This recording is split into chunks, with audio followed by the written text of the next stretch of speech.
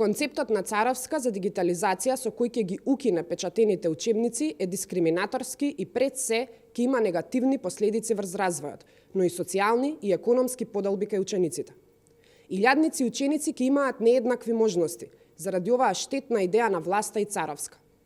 ВМРО-ДПМН е против укинување на печатените и хартиени учебници и употреба исклучиво на дигитални учебници.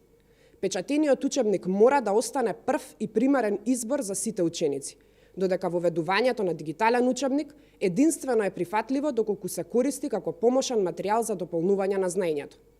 Воедно, ВМРО-ДПМН исто така е против годишни корекции на учебниците, чекор кој не само што ќе создаде забуна и негативен однос кон научните факти, туку отвара можност за политички измени кои немаат никаква врска со реалноста и науката.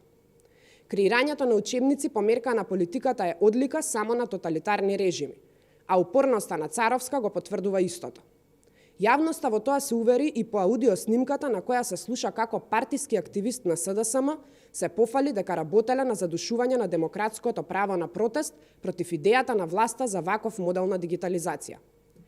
Залудни се манипулациите на Царовска со програмата на ВМРО-ДПМН, бидејќи тоа што министерката заборави и да го каже е дека ВМРО-ДПМН е никаде и никогаш не предвиде укинување на печатените учебници како прв избор во образованието.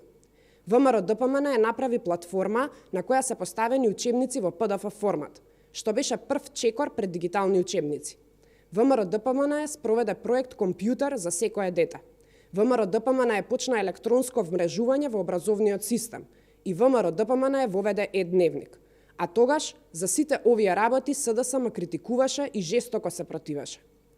Доколку Царовска сака развој на учениците и еднаквост, тогаш треба да се откаже од оваа идеја.